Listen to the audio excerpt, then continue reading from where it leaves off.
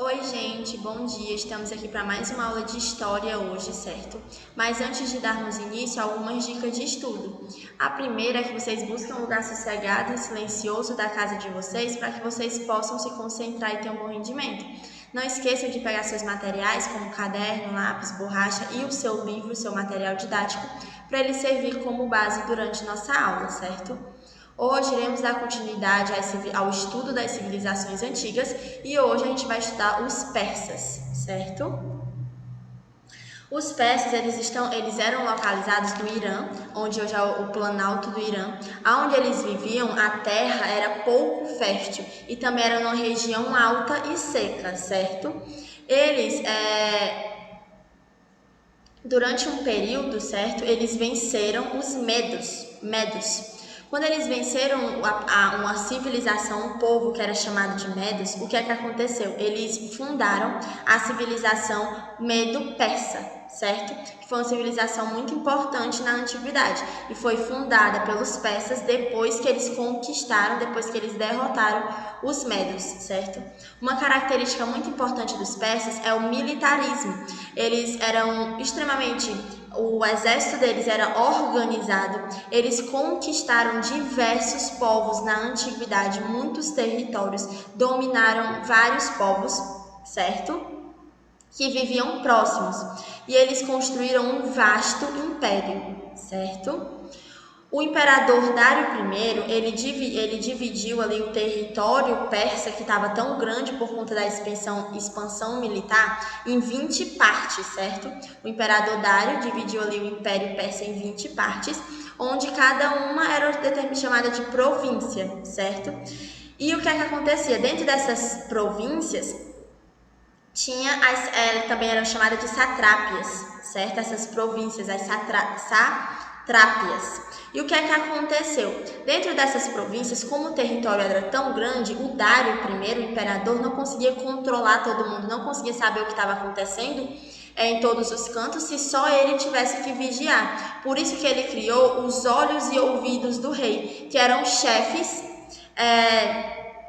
que eram pessoas que tinham a função de vigiar, de ouvir tudo, de dizer o que estava acontecendo nas províncias e dizer ao imperador. Essas pessoas eram chamadas de olhos e ouvidos do rei. Os persas têm outra característica muito importante na sua história, que é a relação cultural de assimilação. Como assim? Quando eles dominavam o povo, eles dominavam algum povo ou algum território, eles não ignoravam a religião, a cultura daquele povo. Eles não obrigavam o povo conquistado a seguir as coisas deles. Eles não obrigavam o povo conquistado a seguir agora a religião persa, ou então seguir a cultura persa, ou ter os costumes persas, como foi característica nas colonizações mais recentes. Então, o que é que acontece? Eles deixavam as pessoas livres.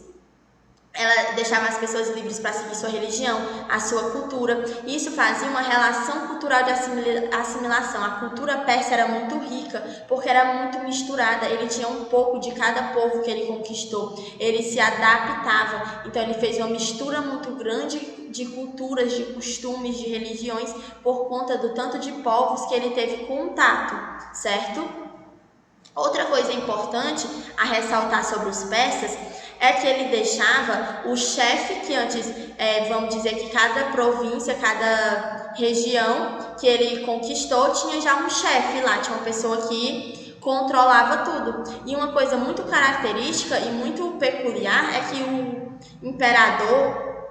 os imperadores persas, os líderes dos persas, deixavam que os chefes que antes controlavam, que cuidavam daquele território, eles deixavam eles continuar cuidando do território, mesmo depois que os persas tinham conquistado eles. Eles deixavam ali, como eu posso dizer, eles deixavam a civilização, o povo que ele conquistou, extremamente livre. Tão livre, assim, culturalmente e socialmente, que o líder antes de serem conquistados continua sendo líder. Por isso até que os olhos e ouvidos do rei é tão importante, porque como ele deixa o líder que era antes de ser conquistado continuar no poder, digamos assim, Ele precisa dos olhos e ouvidos do rei para caso aquele líder queira independência, não queira mais que os persas mandem neles. Os olhos e ouvidos do rei avisam para que eles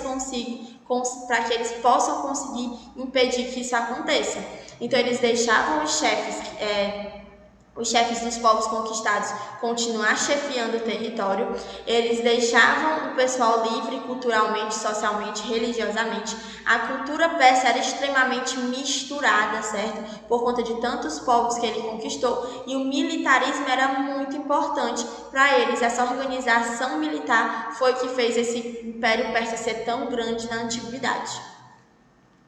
Aí um mapa onde apresenta a localização dos persas naquele período, certo? Dando continuidade a falar sobre o povo persa, a gente tem a Estrada Real. A Estrada Real ela foi criada, certo, pelos persas, porque como eles tinham muito território, eles precisavam de uma estrada para facilitar a comunicação entre as províncias, facilitar a circulação de tropas, do comércio, do correio, a locomoção de fiscais. Então essa Estrada Real tinha o intuito de ligar as províncias persas, que eram tantas, certo? E a estrada tinha mais de 1.000 quilômetros. Além dessa circulação de coisas e pessoas na Estrada Real, a Estrada Real também foi importante porque teve a criação do primeiro correio real, certo? Esse correio tinha vários postos no decorrer da estrada, vários postos de pausa. E como é que acontecia o transporte das mensagens? Já que não havia carro nem telefone, acontecia por meio de cavalos. Os mensageiros iam em cavalos e em cada posto eles trocavam de lugar com outro mensageiro para não ficar tão cansativo, já que a Estrada Real tinha 1.000 quilômetros.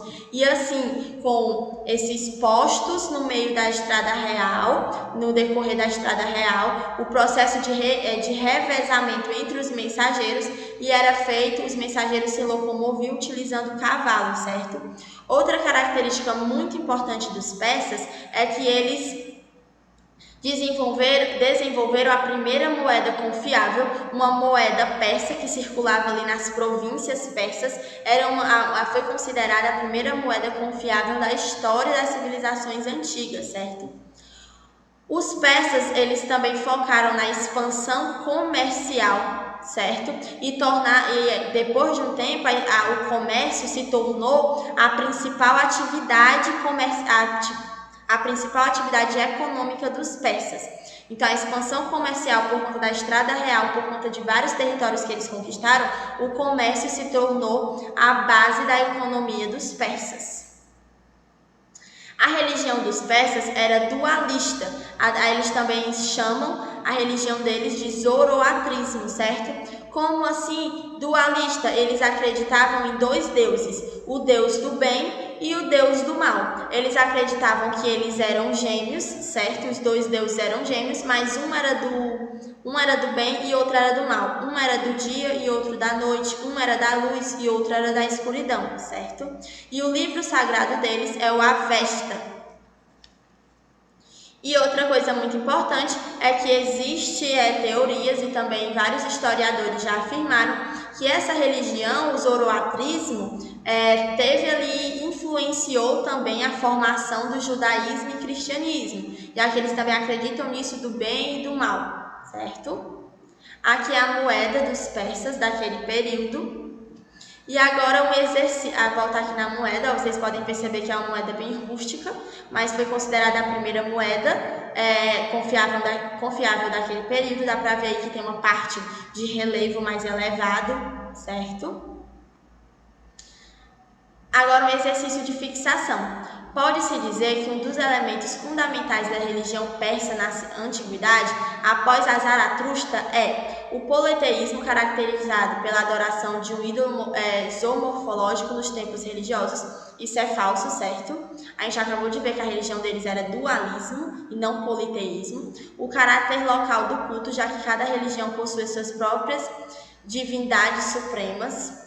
Item C, o dualismo, representado pela oposição entre o princípio do bem e do mal. Então, a resposta correta aí é o item C. A religião dos persas era o dualismo, onde eu tinha o bem e o mal. Então, essa questão, item C. E assim a gente encerra a nossa aula de hoje, certo, gente? Qualquer dúvida que vocês tenham, podem estar me procurando. E para rever essa nossa aula ou qualquer outra, vocês podem acessar o site da escola ou o canal no YouTube da escola, certo?